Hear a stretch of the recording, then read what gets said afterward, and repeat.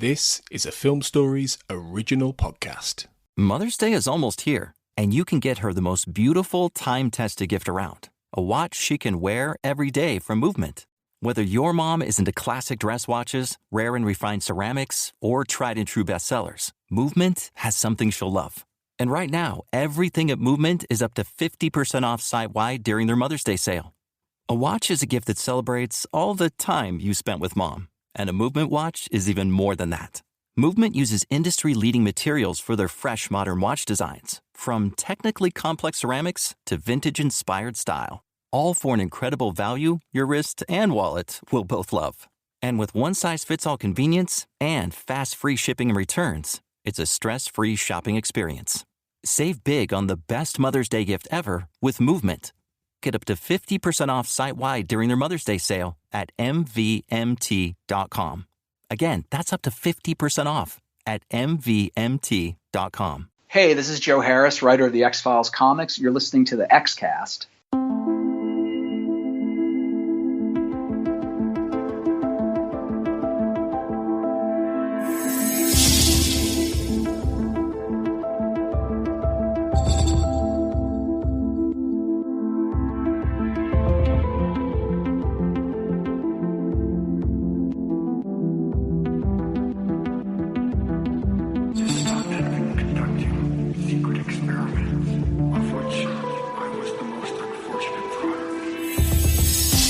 Welcome to the Xcast special edition podcast of our first ever Patron Roundtable.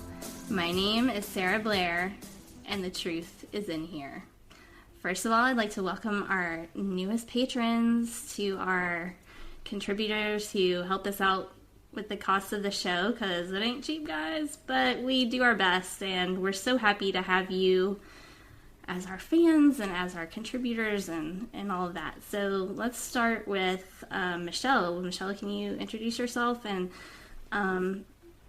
tell a little bit about maybe what was the first episode of the X-Files that you remember watching? Well, hi, thanks for having me. My name is Michelle Milbauer, and I'm profoundly old, but the first episode I watched was actually not at the beginning of the series run. I jumped on late, but it was a rebroadcast of Ice, I believe. And I was horrified and fascinated at the same time, if that makes any sense. It was so icky, and yet I couldn't turn away and was hooked from that time on. So I then caught up on back episodes with the VHS tapes that were available at the time, and then just have been deep in ever since. Awesome. I think that's the perfect description of Ice, to be honest. Jen, how about you? What's your name? And where are you guys from? Michelle, where are you from? Where do you live? I live in Reno, Nevada currently, but I still consider myself a Pittsburgher. I grew up just outside of Pittsburgh, Pennsylvania. Awesome. Okay, Jen, how about you? Hi, my name is Jen Ferguson. I live in Edmonton, Alberta, Canada. But like Michelle, I consider myself someone from somewhere else. I'm a Nova Scotian originally, from Halifax, Nova Scotia. And in answer to your question about how I first got into the X-Files, I think I remember, it's all a little bit of a blur to me, but I got into it somewhere in the middle of season 1 when it was being broadcast.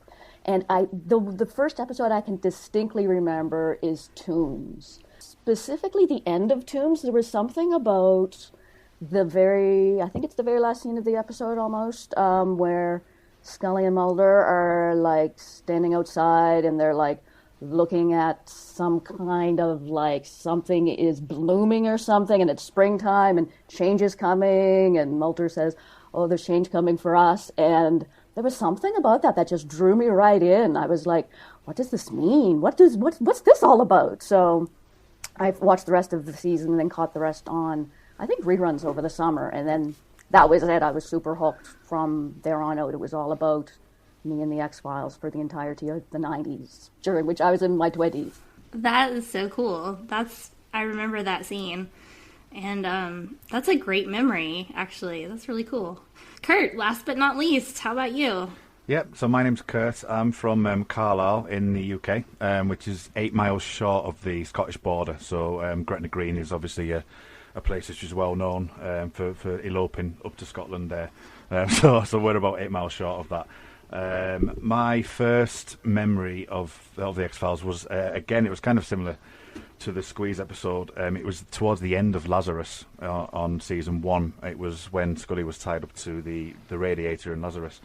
I remember catching hold of that. I think I must have been about 14 at the time, and I found myself hooked just on that pure scene. It then gets a bit fuzzy because the BBC showed it. It would have been at least 18 months after it was shown in the US at that point. So then I jumped from that to the end of season 2. So one of my major first kind of real features of seeing like something absolutely amazing was the Unopened File, which was basically the Blessing Way paperclip trilogy.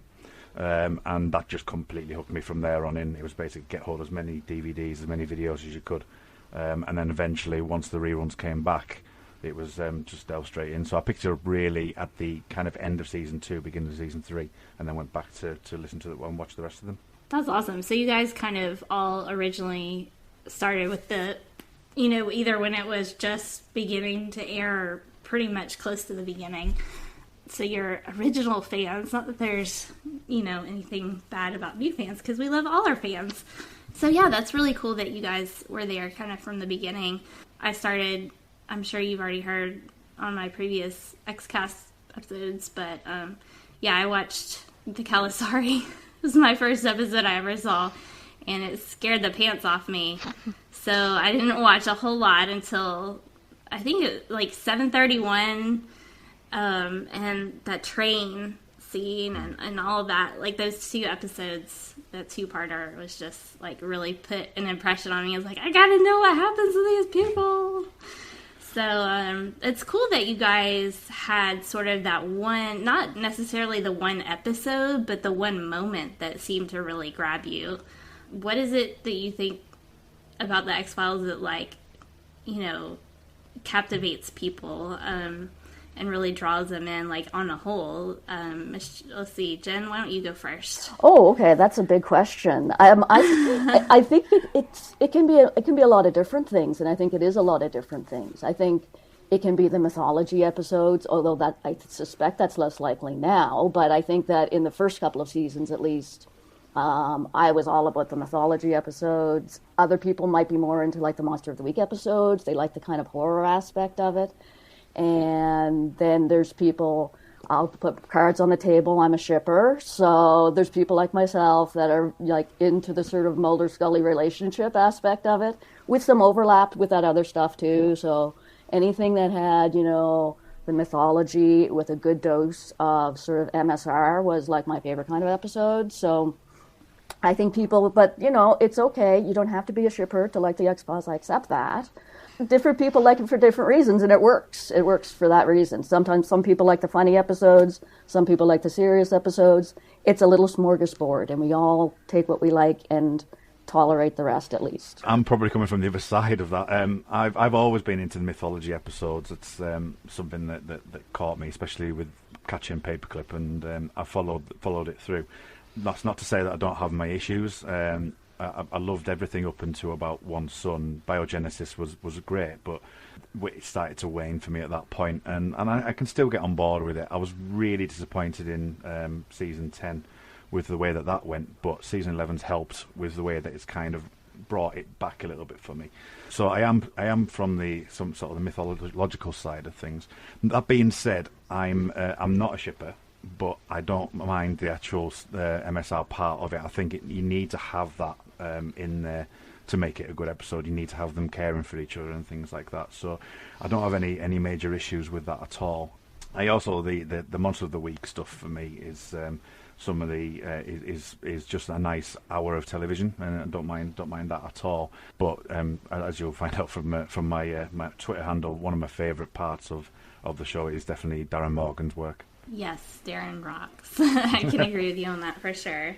Michelle, what do you think about that? I just think, especially back in the 90s when it was originally airing, it was just so much different than anything else that was on TV at the time. And I also have to admit to being a shipper, but I was just always glad, I guess, that it never ventured into the territory of moonlighting, I guess, that was never the focus of the show. And even after it became evident that, okay, these people are soulmates and they are definitely together, that was always sort of an extra thing for us shippers to squeal about after the fact and get on the chat rooms and type at each other about. But it was never the main focus of the show, because I think if it had become a romance with weird stuff happening as a secondary, it wouldn't have been as good, in my opinion. Yeah, that makes sense. Yeah, for sure. And that's what, like Jen said, it's kind of a smorgasbord it's got a little bit of everything. So you've got the procedural aspect, you've got the supernatural stuff, you've got the aliens and the government conspiracy stuff, and you got a little bit of the Mulder and Scully stuff. So, it really does have a little bit of something to appeal to everyone. So I think that had a lot to do with its, success and long-term longevity, if you could say.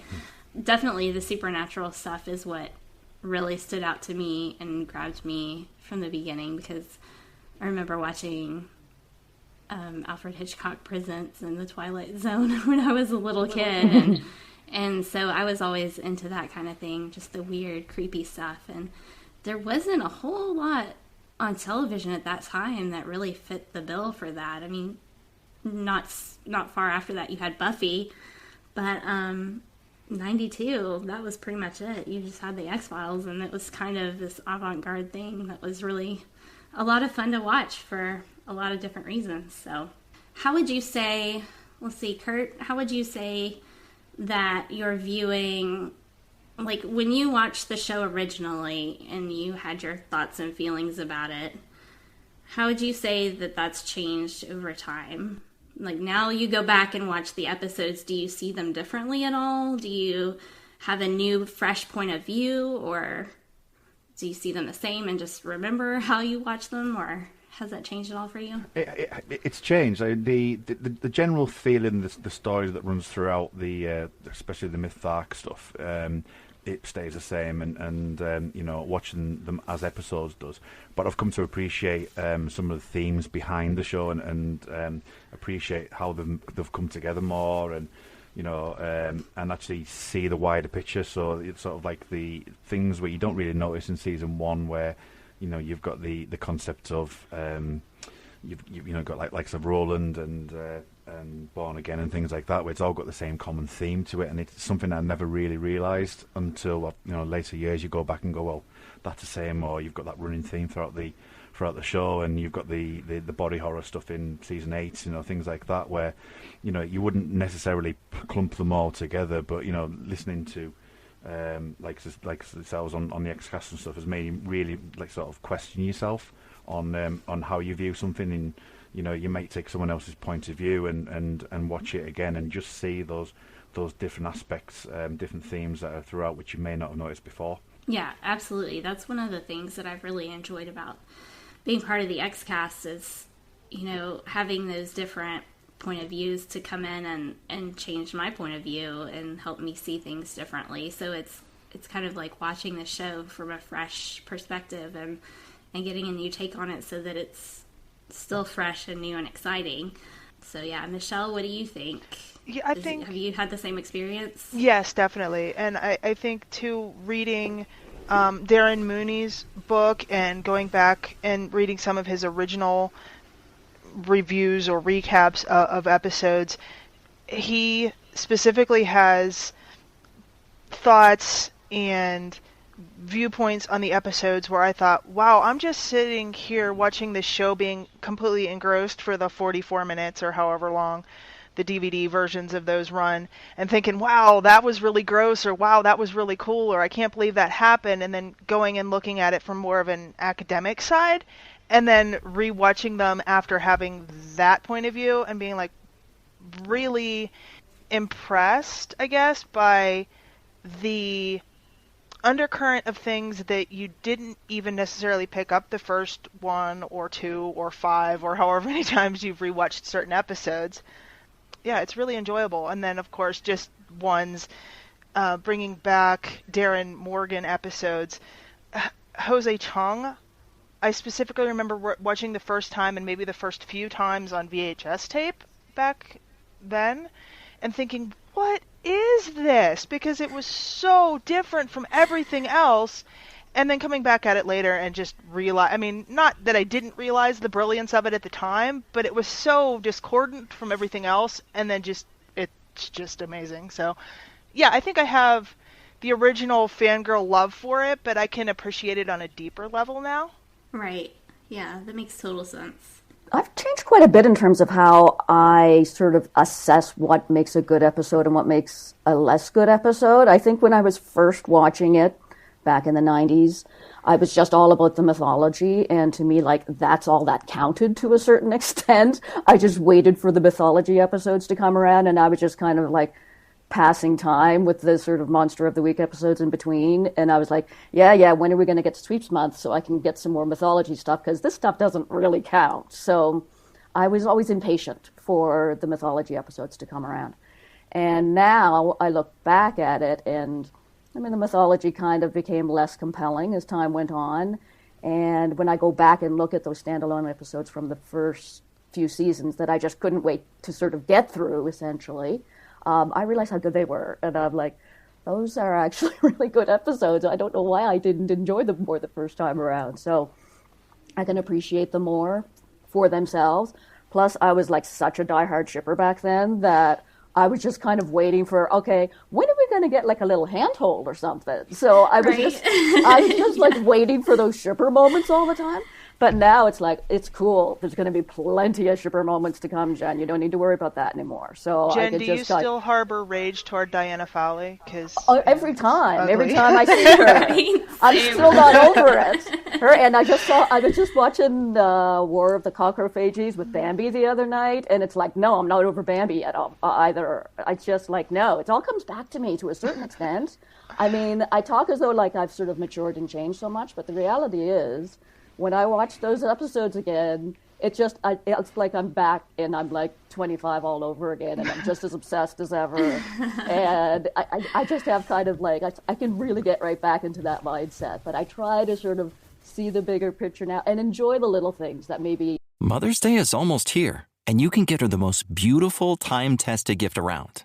A watch she can wear every day from Movement. Whether mom's into classic dress watches, rare and refined ceramics, or tried and true bestsellers, Movement has something she'll love. And right now you can save big on the best Mother's Day gift ever with up to 50% off site-wide during Movement's Mother's Day sale at MVMT.com. Again, that's up to 50% off at MVMT.com. Mother's Day is almost here, and you can get her the most beautiful time-tested gift around. A watch she can wear every day from Movement. Whether mom's into classic dress watches, rare and refined ceramics, or tried and true bestsellers, Movement has something she'll love. And right now you can save big on the best Mother's Day gift ever with up to 50% off site-wide during Movement's Mother's Day sale at MVMT.com. Again, that's up to 50% off at MVMT.com. I didn't enjoy as much before. Jumping into your Diana Fowley moment, I'm going to say something really controversial here. Uh-oh. I don't actually mind her. Oh, no. So, what I find really, really weird with the Diana Fowley stuff is that I'm more at pains at how Scully reacts to it and how out of character that is than the way that Diana Fowley is written. Yes, there's writing problems with Diana Fowley and the way she's brought in. Even Mulder at some point kind of sort of protects Scully in the way that he talks about Scully to her, saying you need a scientific mind sort of thing. But I feel that it was because of the shippers that it was kind of like overbearing in some aspects, and I appreciate what they were trying to do. And as I say, I don't think there was a major error with that. I just think that it just wasn't quite written right, and the ferocity at which the shippers were going at it was simply incredible. Yeah, we were ferocious. So, let's see, Jen, you said a little bit about you started watching in your 20s. So, let's get the rest of you. So I started when I was in middle school and went all the way through high school, and the X-Files took me into college. So it was kind of like my whole formative years were spent with this show and these characters. And that really kind of helped me develop a lot of, my storytelling perspective and things like that.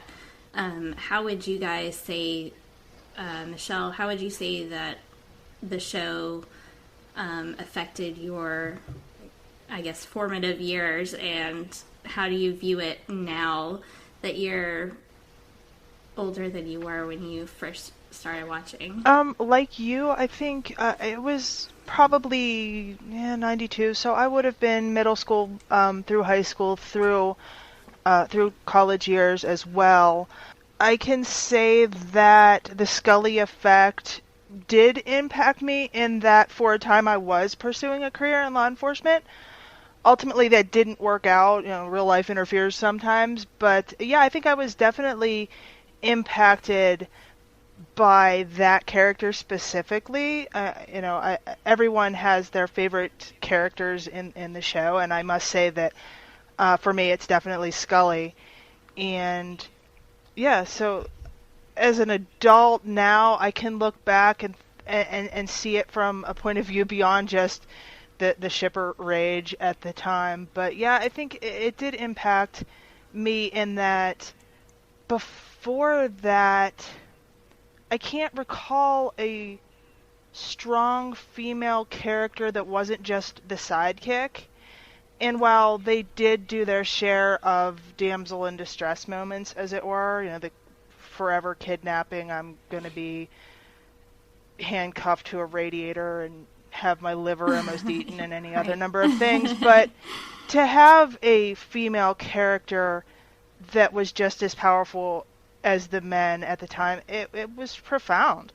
Because prior to that, I can think, what was there really? Right. Yeah. The 70s Linda Carter Wonder Woman, but that was before my time. So that was the first that felt like it was aimed toward me. That's something that I could do, and it was awesome. Yeah, absolutely. Like, I remember I was going to grow up. I was going to be a forensic pathologist like Scully. I was going to join the FBI, and then I actually learned what you need to do to join the FBI. And I learned that you had to take organic chemistry in order to become a forensic pathologist. I was like, maybe I'll just write about it instead. Maybe I'll just be a writer, because I don't want to fill out paperwork. I don't want to go to have court appearances. That's all boring. I just want to do the fun stuff like Scully does. Like, they don't ever include the court appearances and the reports and all that, But well, yeah, they do when Mulder can make a fool of himself. Yeah. It was the liver eating guy that's like 300 years old. Really, I swear. I have slides. Yeah. Exactly. Jen, how about you? Let's see. Well, I started, for me, I always find it kind of interesting that, interesting to me at least, that my husband and I, we got married in 1992. So I always kind of liked the fact that Mulder and Scully's relationship has spanned like the whole length of my marriage, basically. And so when I think about, oh boy, Mulder and Scully have had this really long relationship, I wonder what that's really like. And I'm like, well, duh, you're having the exact same one. So it's kind of like, I like that parallel a little bit. So, back when like in the early seasons, kind of, I was a bit like that too, sort of young and naive. Like Scully and I are not that far apart in age, and so I kind of think of myself as being sort of young and a little kind of like wide-eyed. And at that point, I was working like a really boring office job, and that was kind of my escape, was the X-Files. It was something that I could watch every Friday night and rewatch and think about and talk to people online about, and it was something to stimulate my brain when I wasn't really getting that in a lot of other areas of my life at that point. So that kind of, it had that appeal to me back then. And over time, it's just kind of, in a way, it kind of takes me back to that. I enjoy the nostalgia of it, sort of probably first and foremost, but then it's kind of, I like how it also sort of fits into my life now, because, Mulder and Scully are older, the relationship has developed, I'm older, my relationship has developed, so I feel like we are all kind of like on the same path in a certain way. And so I like that. I like the fact that, there's like, how many shows can you watch characters develop over like a 25-year arc? It's an incredible thing to watch. And so I like that. I've kind of been there for the 25 years. They've been there the whole 25 years, either in the foreground or background. And that's kind of, I guess, sort of how it's kind of fit in with my life. And then the only sort of significant change in terms of how I view the early episodes is that I can never watch Quagmire again because I did not have dogs at that time, and now I do. My favorite episode. Poor Queequeg though. I'll sort of fast forward and watch that little conversation that they had on the rock, but other than that, no, I cannot take it. I cannot take poor Queequeg and his terrible fate. So I'm sorry. Yeah. It's a great episode, but it's I can't anymore. But back in the day, it was like, yeah, whatever. He's an annoying little dog. But now I'm like, no, not Queequeg. Annoying little dog. He ate his first owner. Exactly. He did what he had to do. And we've got Daggoo now. No, monster. Hey, what happened to Daggoo? Daggoo is way cooler than Queequeg. Yeah, I love Daggoo. Yeah. And Daggoo is a rescue dog, so yay, rescue dogs. Yes. And I know what you mean because I have the same issue, but with the kids stuff. So, like Kalasari and The Walk, where the kid gets buried in the sandpit. Now that I have my own kids, I can't watch that stuff anymore because it just really freaks me out too much. And there's, what's that season 8 episode with the little kid, the creepy kid? Invocation. Yes, that one totally freaked me out. So I can't watch the kid ones anymore. Kurt, how about you? I have to admit that I think I say this a lot on my Twitter account, saying I don't like creepy kids. So the Kalasari one is you one. Me, brother. I try and stay away from them as much as possible. I will watch them, but it's very rare that I pick that up to go, oh, let's watch that. Because I'm not fond of creepy kids whatsoever. Yeah, I honestly would not have watched the Kalasari again if I didn't have to do it for the podcast. And The Curse. We recorded that episode 2 times with Clara, and then something still messed up. So then she had to go ahead and I couldn't do it the next time, and she went and recorded it with Carl. 3rd time was a charm. We lit all the candles, threw all the salt, did all the things, spit 3 times, you name it, we did it, just to get that episode recorded. It was absolutely cursed. So yeah, that's crazy. So I know for me, be in my little AOL chat rooms and all that. Did you guys ever do any of the AOL chat stuff? Were you ever on any of the message boards and the fanfic and all that? I was on the AOL chat rooms, yeah. Yeah. I don't remember too much about them. I just remember being on them. Because I think AOL was my first service provider that I got, and first time I got the internet. So it was one of the first things that I did was jump onto those chat rooms. But as of what I did, how I did, and what I said, I can't honestly remember. But I do remember being on them. I don't remember specifically if it was AOL. I know my first internet provider was Prodigy. There's a blast from the past. But yes, I was definitely in the chat rooms. In fact, I would watch the episodes as they aired and also record them. And immediately after the episode finished, jumping on the chat rooms and typing at the same group of people that seem to be there every week and watching it again and going through each episode, nitpicking things and squeeing over shipper things and whatever else was happening or being grossed out by whatever happened any given week. But yes, most definitely was very much in chat rooms. Did you do all the get on there right after the episodes? Did you remember the no spoilers and all that rooms where you could go to talk and not have the spoilers yet, or if you hadn't had a chance to see the episode or whatever? I remember those being a thing, though. I tried to avoid spoilers as much as I could even back then, just to preserve some of the fun of not knowing and finding out in real time for me, I guess, as they aired. But yeah, I remember those being a thing, but it was a little easier, I guess, to avoid spoilers before social media.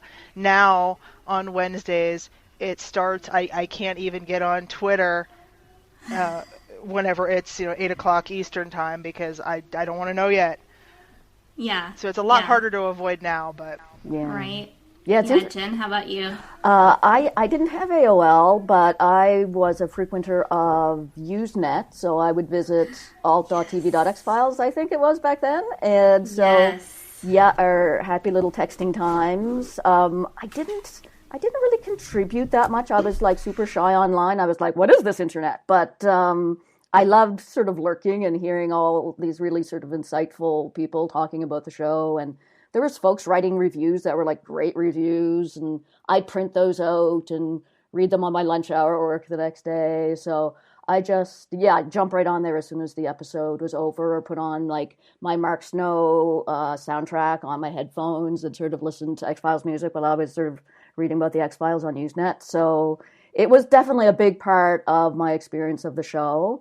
And I would also go on, I think it was that Fox had the official show had a forum online, just sort of an online web forum that I recall being like green text on a black background. It was super hard to read, but I would go on there as well and sort of read what people had to say and say a little bit. So that definitely enhanced my enjoyment of the show a lot. And it still does today. Like, now we have podcasts, wonderful podcasts and things like that, and great reviews online and Twitter and stuff. So for me, it's always been like watching the show is one part of the enjoyment, and then talking about it with other people is just another aspect of that enjoyment, and it all works together. I really want to know how you guys, because I remember when I was watching the show originally, and I would sit down and I'd have my little green notebook ready where I would write down the name of the episode. I'd have to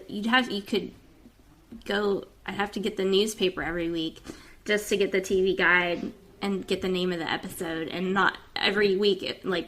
It wasn't printed sometimes, and I'd freak out. I'm like, what is the name of the episode? I have to know. What is the name?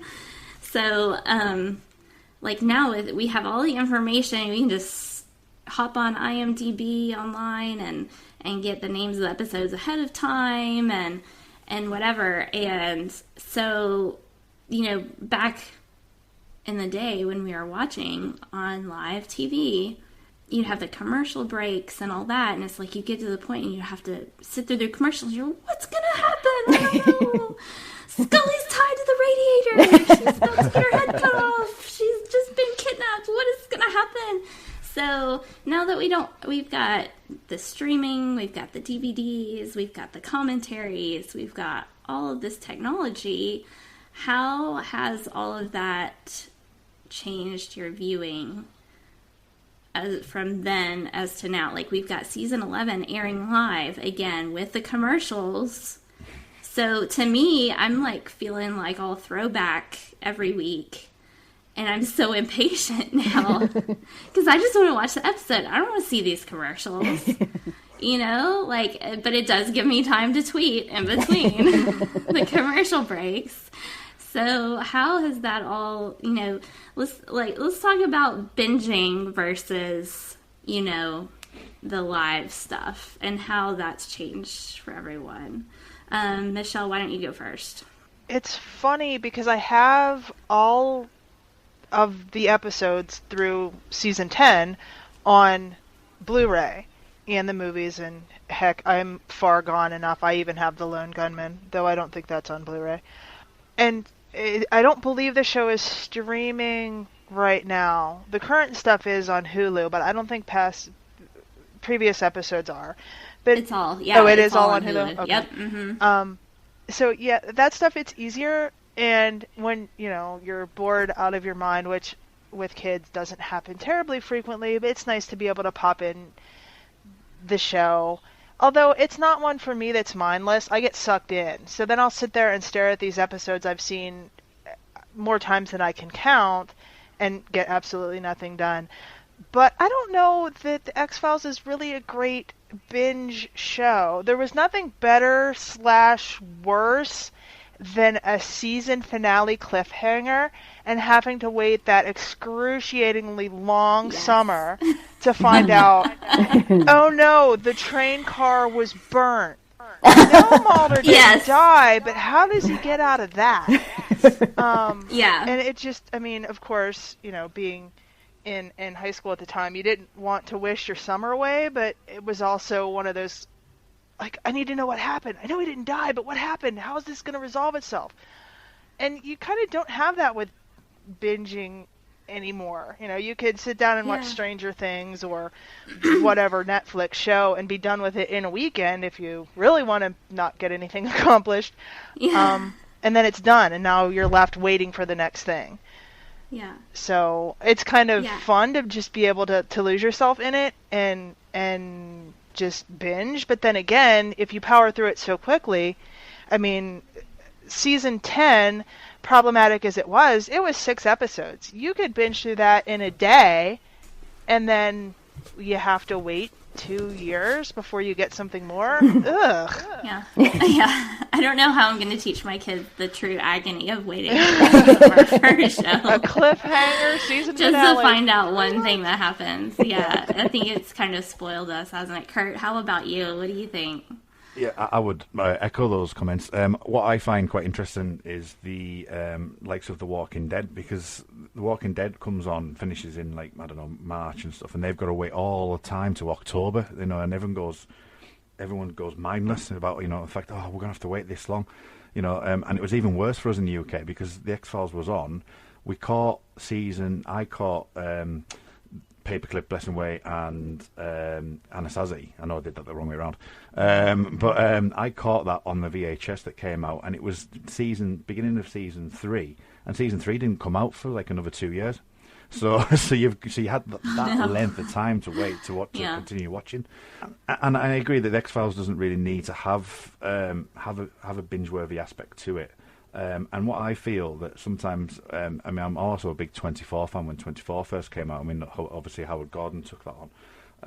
Is that as much as I love 24, I couldn't go back now and choose an episode that I wanted to see. I couldn't choose 3 o'clock to 4 o'clock on, season 2 episode, 3 or whatever it was, because I wouldn't know when that event happened because it's all muddled into one. And that's the problem with binge watching, because you've got that aspect of, you watch it all in one go as one full narrative, but it's difficult to go to the parts that you'd want to see. So you do lose something with it. But at the same time, if you are desperate enough to go and see the next episode and really enjoy it, and you want to rewatch it, you can do that. But I just don't think that happens anymore, and you're not going to catch the nuances.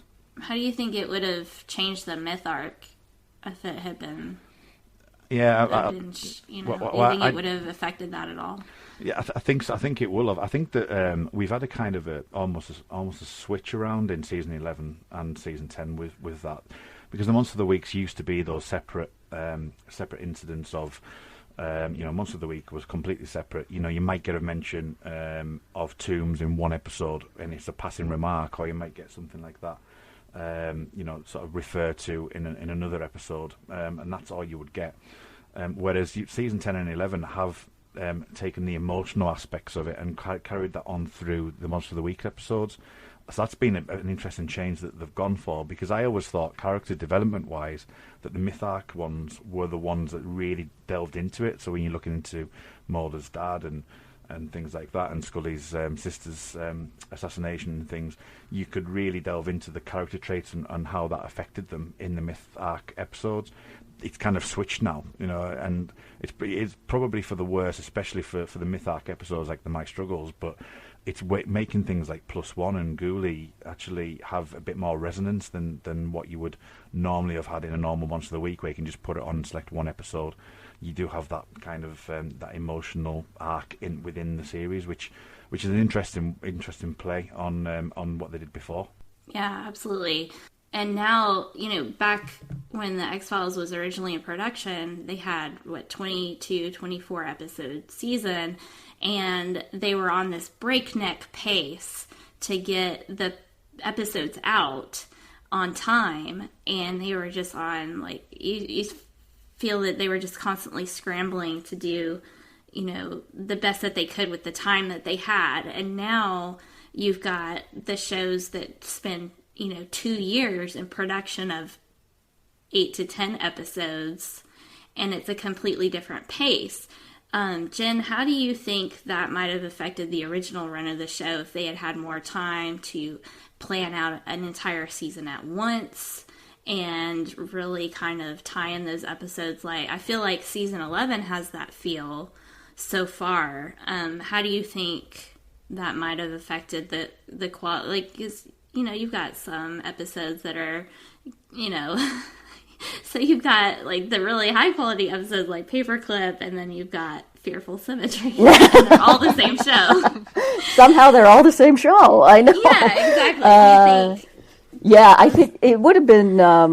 It would have been very different. Of course, back then that television wasn't done that way. Of course, it was all like 22 episodes at a time, and even just the idea of even having like an ongoing arc of any kind, like even having the myth arc, I think was still a little bit sort of unusual at that point. Not every show was doing that, and so it was still a bit different to even attempt that. But yeah, I mean, it's uneven for sure when you're squeezing in 22 episodes in the space of only so much time to film them.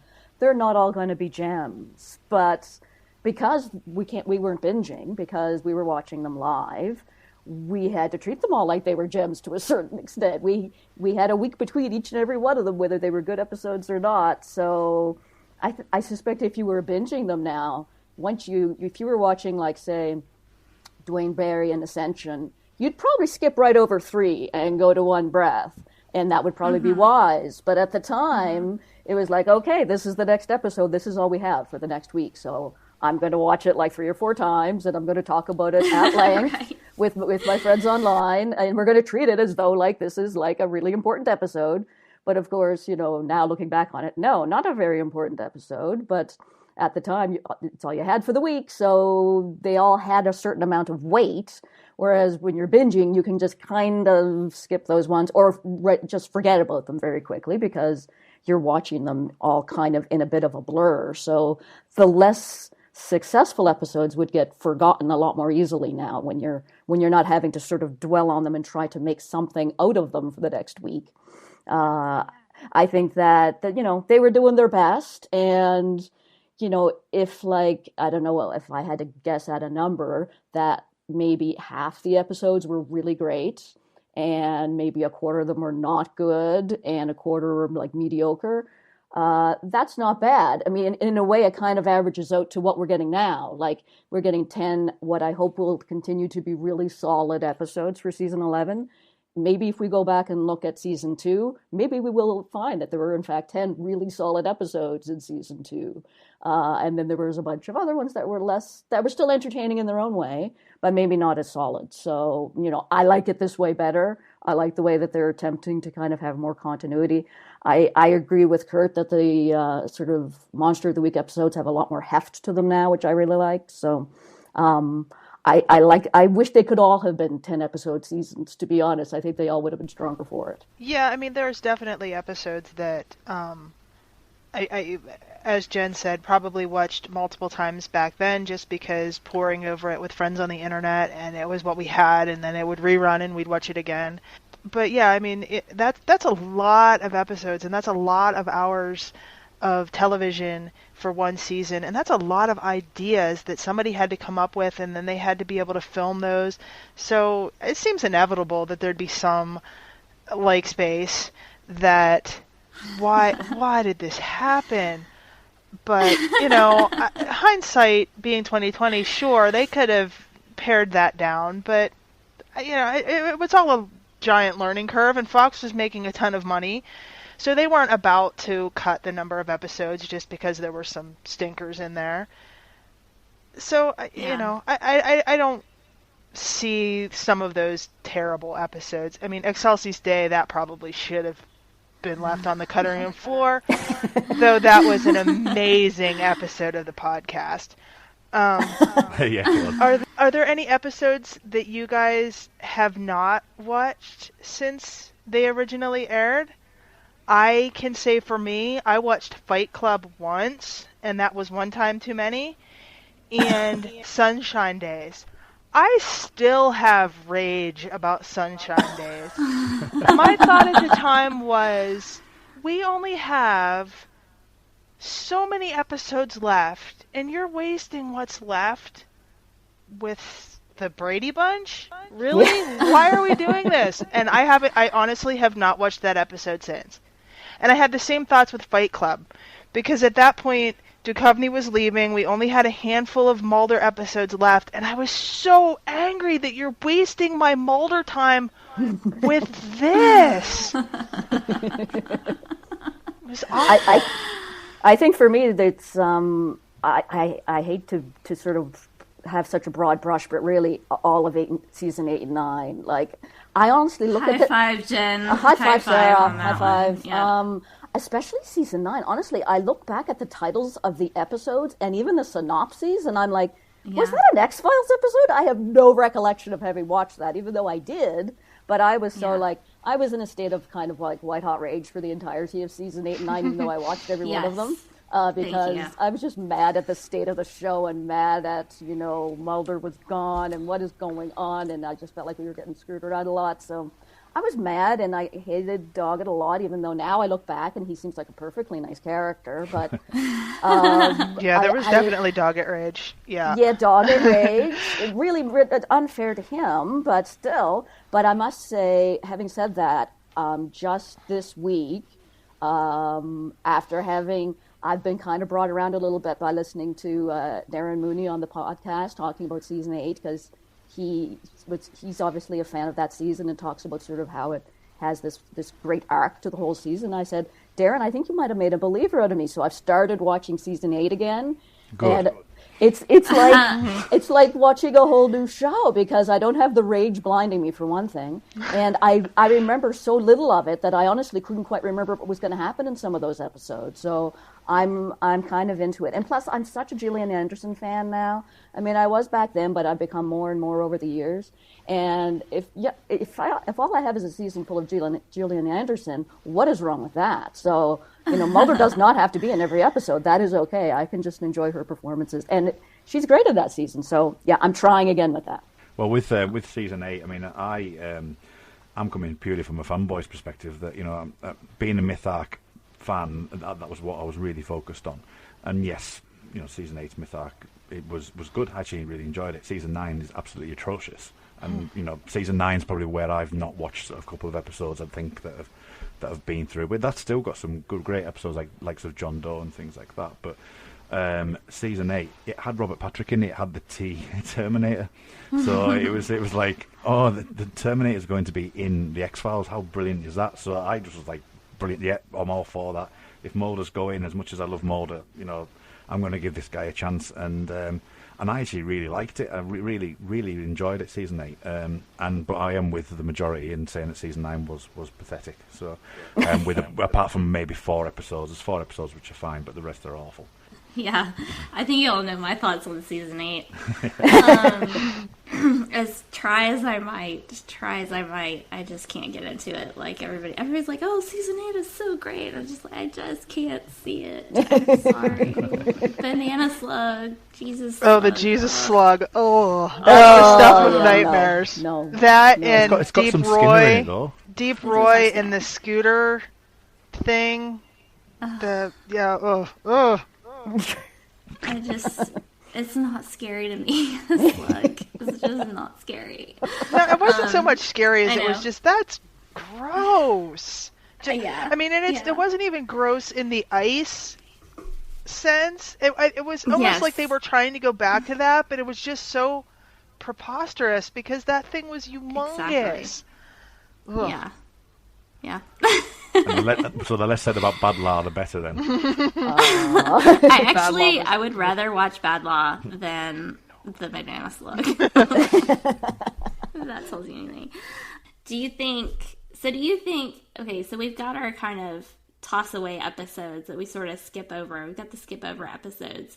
Do you think that had the X-Files been, as it is now, like we're seeing, I think everybody's overall pretty pleased with season 11 and how it's going. Do you feel like we would have had fewer toss-away, skip-over episodes if the format had been different?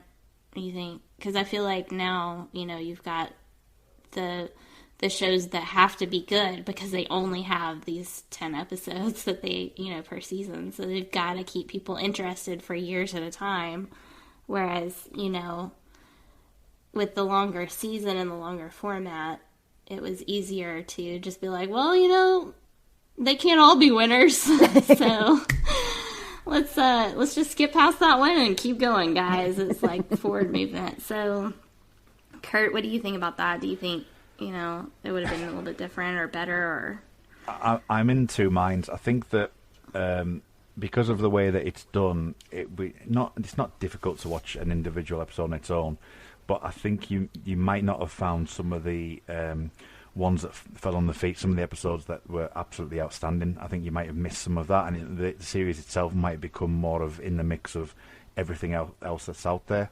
Whereas, early doors, you might not have got a Tombs, or you might not have got an Irresistible, or something like that, where, you've got these fantastic episodes, these standalone brilliant episodes, or even like a Triangle. I don't think a Triangle would have been made, or those things might not have been played into because you're trying to do a tighter season, and especially the test of humbug, which then led to Darren Morgan doing all of his episodes. You wouldn't have got them because you wouldn't have had time to do them. So I think you would have missed a massive amount of what the show became. Yeah, that makes sense, Michelle. Would you agree? I definitely agree. Yeah, I mean, also, because we have such a concise, compact period of time, there's certain episodes, I think Ghoulie maybe could have benefited from being a two-parter, but because we only have 10 episodes, you can't really expand on the story more. And as problematic as My Struggle 2 was, they tried to cram so much story into 44 minutes. That's another one that really could have been expanded into 2 episodes had they had the time for that. So I think if the original run even had been shorter, like Kurt said, we would have lost out on some really great episodes because there just wasn't time for them. Yeah, I think Kurt makes an excellent point, especially about like what episodes would we have missed out on if they had been shorter seasons. It would be kind of interesting to sort of know what episodes did the producers think worked at the time. Like if they had to cut certain episodes, which ones would they have cut? And would we agree with their choices? Because maybe they would have cut something that we look back on now as like one of our favorites. So it would be interesting what their perception would have been, excuse me, about what would have been worth cutting and what would not. So that would have been, we would have, definitely lost out on a lot. And yeah, we have, I mean, certainly the 6-episode season of season 10 was very short, although I'm not sure if there was a whole lot of those episodes I would have expanded, but certainly in season 11, yet all of the My Struggle episodes are, I think, suffering from not having enough time. We're going to wind up with like a grand total of 4 over the 2 seasons of like hardcore mythology episodes, and Chris Carter's trying to do a lot, I think, with trying to fit a lot into 4 one-hour episodes. And I think about all of the open threads right now that we're going to try to squeeze into what I'm guessing is My Struggle 4 at the end, and suddenly, 10 episodes does not seem like enough. I guess it's also a question of what you do with those 10 episodes. Like, next week's episode looks interesting, but could we perhaps have slid that one out and slid in maybe we could have had My Struggle 4 and 5 or something like that.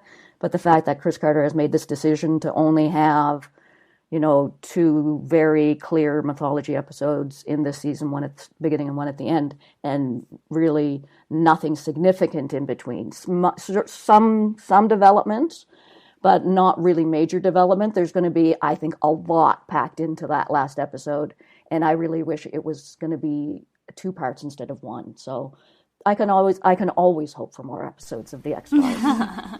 Well, jumping off of that, let's talk about a little bit about the future, if any, of the X-Files. Do you think this is definitely going to be it for the X-Files? I know there's been a lot of chatter about, Gillian Anderson's definitely not coming back again for another episode, any more seasons, but, you know, a lot of the other actors have said they're on board. Chris Carter obviously would like to do more if he could. Do you think that we'll end up with the last episode of season 11 being the last episode ever? Do you see it going in a new direction with a whole new cast? Or what do you envision for the future or not future of the X-Files, Kurt? I've been questioning this myself for past few weeks, really. I would like to have a definite statement saying, you know, this is it, and then, you know, give it a few years and maybe reboot the series in one way or another, especially with the Disney acquisition. I would have also kind of liked almost like a finish of this season, and perhaps like a 2-hour special or something like that, just to finish it off as well. But it does throughout. I've said on my Twitter account quite a lot recently that throughout this show we've had a lot of references to earlier in the season. We've had Deep Throat's name release. You know, we've had a lot of little bits of information that are coming back to the fans. The shipper thing's kind of wrapping itself up, and it just feels like a natural ending now. Whereas season 10 obviously ended up on this massive cliffhanger. It was like, what? Okay, right, okay. This one definitely feels like it's wrapping up, and in the future, I wouldn't mind seeing something new. As I say, I mean, I was a big season 8 person. I enjoyed season 8, and I would like to see what they could come up with in the future. But I think, if I was being honest with myself, I think this really the time to go out on a high. I agree. It pains me to say it because I still love the show, and I was totally nerding out when they announced that season 10, like, yes, it's been all these years, but I'm completely back in. And of course with season 11, even though season 10 was somewhat disappointing on many levels. I mean, there were good stuff in there, but for the most part it wasn't stellar. And while I'm by far enjoying season 11 much more than season 10, it needs to end. I mean, they can't drag this out forever. I mean, you know, Mulder made the joke about, oh, come push your wheelchair with my wheelchair. Do we really want to see that? Not, I mean, you know, in fanfic somewhere, I'm sure somebody's already written it, but no. You know, and I think in season 9, a lot of it was bad. I think it had potential to be so much better if it could have just been the new X-Files and let Reyes and Doggett have their thing, and they are it now. But it was constantly under the shadow of Mulder and Scully pining for Mulder. That was the other part of season 9 that was somewhat disappointing. You know, was left just, you know, wringing her hands, oh my baby, or morose over the loss of Mulder. If they do decide to continue it, I think that it would need to be truly a reboot. You know, acknowledge the history of the X-Files, but it can't be Mulder and Scully forever. And I really don't want Miller and Einstein, because that was not, no thank you. But who? What? Right, exactly. Those characters from my brain. Yeah, get the Clorox, scrub my brain. That was bad. Yeah. But yeah, I mean, you know, I think the X-Files as we know it at some point needs to end, and if it does decide to come back as a reboot later, I can't say that I wouldn't get pulled in and give it a go, but I think that the X-Files being Mulder and Scully, there needs to be an end, and I think season 11 might be it, because how are you going to explain the lack of Scully? We can't kill somebody off again, can we? Mm-hmm. And then never acknowledge the fact that we killed them off and then brought them back and they were dead and buried and revived. It's like that never happened. Nobody ever did the X-Files. But yeah, I just, you know, there needs to be an end, and then if Fox decides that it's still the cash cow that they need it to be, which unfortunately I think the ratings this time around have not been stellar, so I don't know how keen Fox would be to bring it back. but yeah, I just think if they do want to continue with it, at some point they have to close the Mulder and Scully era and just truly reboot. Jen, do you think now that Fox is owned by Disney and Scully's technically a Disney princess, that's my kind of princess. Yeah, right? So I know that they had the young adult books and all that come out with the reimaginings of, or not reimaginings, but how Mulder and Scully would be as teens.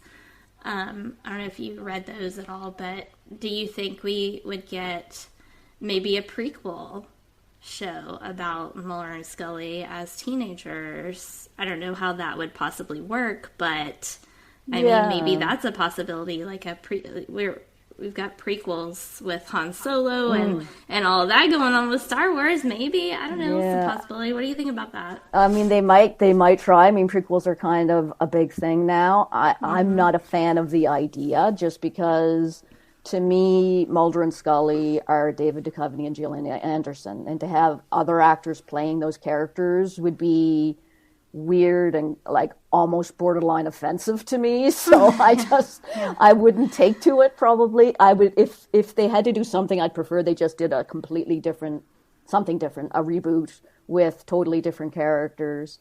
Even then, I wouldn't have a whole lot of interest in that probably. But I do agree that, you know, in its current iteration, the X-Files should end now. Whenever there's talk of it continuing with David Duchovny or some form that it's currently in, I always hear Mulder's voice in my brain from that line from Requiem when he says, "It has to end sometime, and that time is now." And it is. I mean, like, it's been 25 years, folks. It's time to end it. I mean, we all, us four, thought it was over in 2002. And then we had the movie in 2008. That was a great bonus. And then, oh my goodness, it's coming back again in 2016 and coming back again in 2018. This has all been like a delightful bonus for me. But like, you know, I was at peace with it being over a long time ago, and these have just been like really fun trips down memory lane, and I'm really enjoying it. But you know, I don't expect it to continue. I'd be fine if it just ended altogether and didn't continue in any form. That would probably actually make me happiest, but I would like it to end properly in some fashion, and I don't know how they're going to do that in season 11. Chris Carter seems to have like a real aversion to like really ending things. Oh, so yes, yeah. So I agree with. I like no cliffhangers, please. Chris yeah, Carter. Exactly. I agree with Kurt's idea. It would be nice to just bring it back again for whether it's a movie or a 2-hour episode on TV, to really seriously wrap it up. And I'm serious this time, Chris Carter. Like, let's wrap this up. Let it go. We don't know nothing that no cliffhangers. Let's actually wrap it up. Let's give it an ending, whether it's a happy ending or not a happy ending. Some kind of an actual ending would make me happy. Jumping on the point of endings, I mean, I personally wouldn't want everything wrapped up into a nice tidy bow. I always like films and TV shows to have a certain ambiguity to it, so I don't necessarily mind not so much having the cliffhanger's too much. It's leaving something wide open, but if it closed with something that made you think about the show as a whole, or you know, pretty much almost what The Truth did, you know, it's with the maybe there's hope sort of situation. I could be on board with that because it's a nice thought, and then you can think about what happens next. But it needs to, but it can't end on, you know, sort of being on a bridge with a UFO or an Independence Day style thing happening, you know, or we go off in a Dyson sphere and go off to colonize Mars. It just can't end like that. It needs to be a bit more ambiguous. Well, you know me, I'm all for a Skinner spinoff. Me too. He could, you know, have his new agents up and coming who accidentally stumble on the X-Files, and Papa Skinner's like, well, let me tell you about this. The truth is out there, but I think that's a good place to wrap up. Thank you all for joining us. Kurt, where can we find you online? Yeah, I'm on Twitter. My handle is @rmuldrake. That's RMULDRAKE. I'm currently on a podcast with the Geeky Blinders. That's at Geeky Blinders. We're currently my last films that we did was Blade Runner and Blade Runner 2049. So catch them as well. So that's where you can find me. Excellent. Michelle? I have a Twitter account, though I mostly lurk, but I'd be more than happy to have some people to chat X-Files with. And I'm at mmbaker13. And I'm also on Facebook as Michelle Melbauer, but I'm profoundly boring, so if you want to see pictures of my kids or my cats or misadventures, feel free to follow me. Awesome. Jen, where can we find you online? I recently started a second Twitter account just for X-Files related stuff, just because it was just weird the way it was kind of bleeding into my regular Twitter. It was just becoming too weird a combination, so I have a X-Files specific Twitter account now, and it's at Gen X File. That's JENNXPHILE, Gen X File. That's me on Twitter, and so it's all X-Files all the time with me on Twitter at that handle. So please come and join me. I don't have too many followers yet because it's quite fresh, so come on, let's talk X-Files. It's a good time. I won't get mad at you if you're not a shipper, but if you are, that's really great. All right, everybody go talk about Mulder and Scully. Ship it on with Jen over there. My name is Sarah Blair. You can find me on Twitter at Sarah, SARAHLBLAIR. And right now I'm live tweeting the season 11 episodes on Wednesday nights with the XCast handle. That's the X_cast, CAST. And you can find our regular group on Facebook at the X-Files Basement, an X-Cast X-Files podcast group. And so that's where you can find us on Twitter. If you would like to be a patron and join us possibly on a future roundtable just like this one, go to our XCast page and find our patron information there. And we'd love to have you. So we appreciate the support of all of you, Jen, Michelle, and Kurt. Thank you so much for joining us today. It was a really fun discussion. I hope you guys had a good time. Yeah, we did, thank you. Thanks for joining us, you guys. We really appreciate it. And as always, trust no one. The XCast, an X-Files podcast, is produced and presented by Tony Black, alongside a dedicated group of podcasters and X-Files fans.